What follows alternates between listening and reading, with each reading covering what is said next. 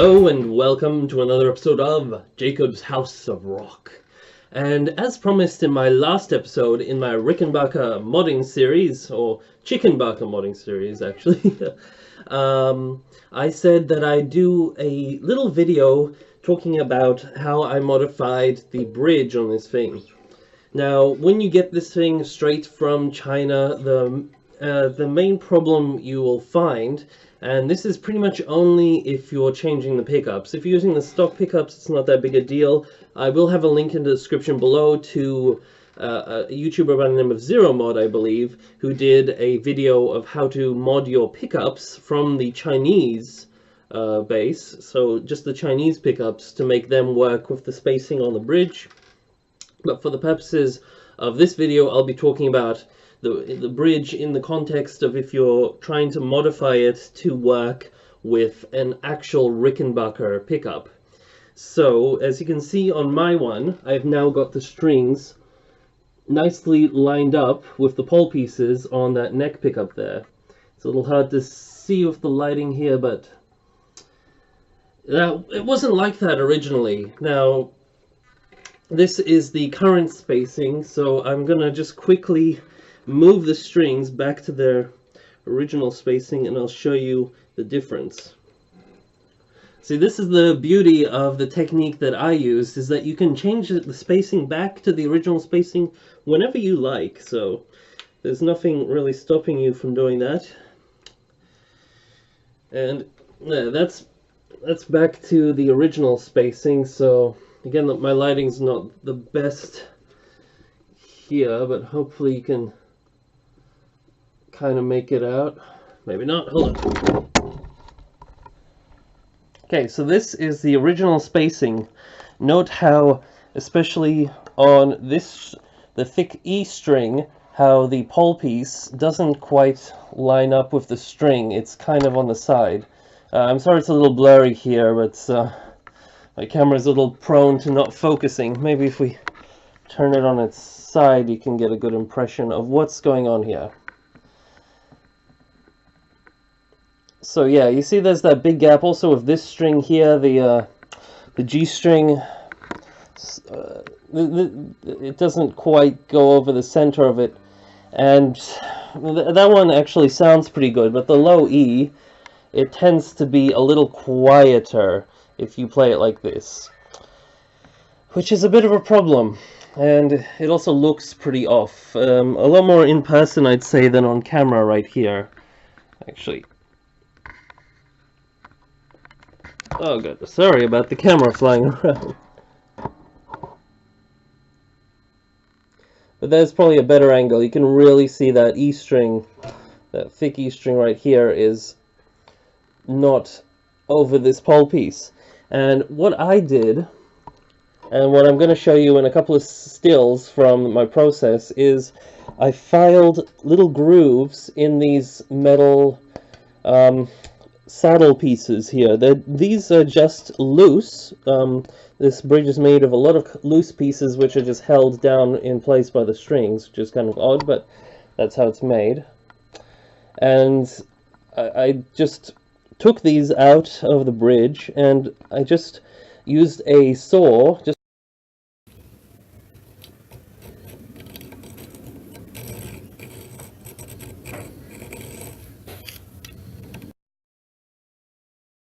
a regular thin hacksaw blade or something like that to just start a little groove in this, and then I used a triangular file just to widen it a bit, and that was enough to keep the strings in place.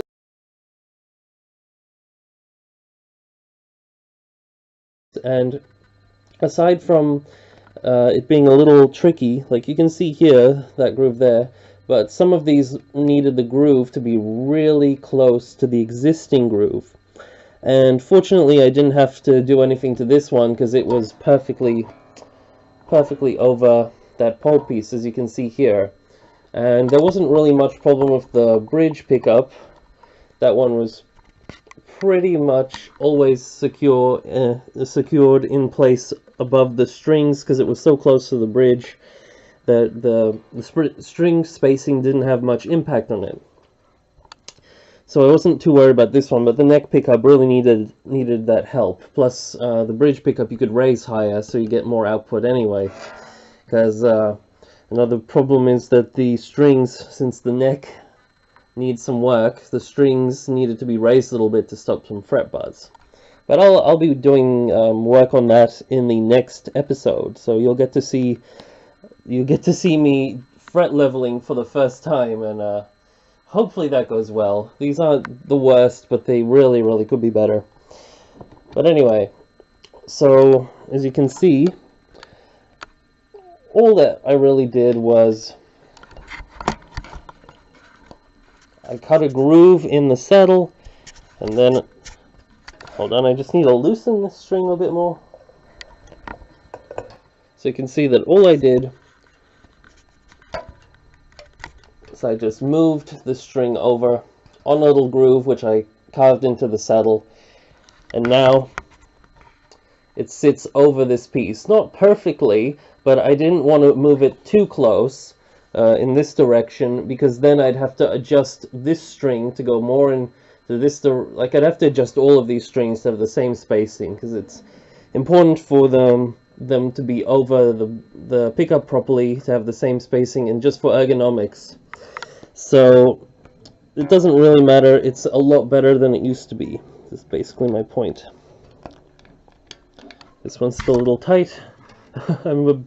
I just set the intonation on this thing today, so unfortunately for the purposes of this video I kind of got it out of intonation. Oh god.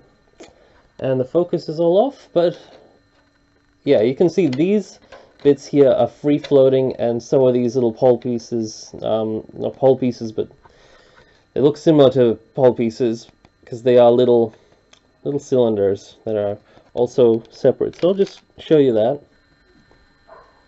So there you go. You see one of these pole pieces, the saddles, which I've cut a groove in. I didn't go all the way around. Like you can turn all of them around backwards if you want to hide that groove and have it back to the original spacing. You could also just you can probably find like a piece of steel rod or something that is of this diameter. You can measure it out and then cut out and carve in the grooves for your own little saddle pieces. But I chose to just use the existing ones and modify them, and that gets the job done for me. You could also change out the whole bridge, but I really didn't want to A, spend a lot more money on this thing, and B, I wanted the bridge to look like a Rickenbacker. And while you can get some pretty good bridges which look very different, I find that this one works well enough for me and does looks really good.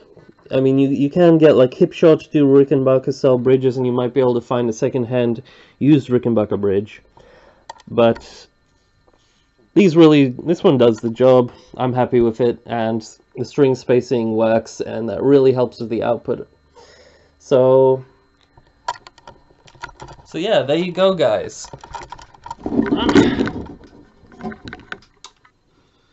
That's how I fixed up the string spacing issue, which I've been rambling on about in all my previous videos. So no longer a problem, works well, does the job. Seems like a bit of a crude method, but it really does work.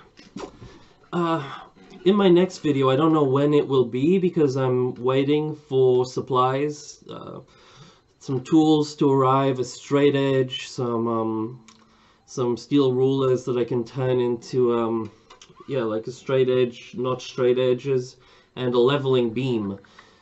So I ordered a bunch of those things. They hopefully they will be of good quality. I did order all of them from China, and I did beg them to send me the straightest, best quality ones they had on hand. So hopefully they're kind enough to do that. And yeah, I'll get back to you guys when that stuff is available. If you're doing something similar, I'd really love to hear about it. I'd love to know how your project is going, and yeah, just give me an update, and I'll keep you guys updated on anything new I'm doing with this thing. Speaking of bridges, very soon I'm going to have some more bass bridge related episodes. I've got a Fender jazz bass, which I'm going to be changing the bridge out from that stock one to an Omega bridge and doing a review of that one. The Omega is a clone of the Hipshot, not the Hipshot, sorry, the Leo Kwan Badass Bridge 2. It's basically an almost identical clone of that. So that's going on my jazz bass, which if you watch my other videos, you saw I already modified that heavily to be a lot closer to an American jazz bass, because it's a Mexi jazz bass, but I concur. And I've also got a cheap P-Bass copy, which I will have modified the bridge, and I'll release that video soon. And that bridge is a cheap high-mass bridge that you find on eBay, a very cheap one, and hopefully that'll give you some ideas of what to look for in a bridge and all that with upgrading your cheap basses. So yeah, that's all for this episode.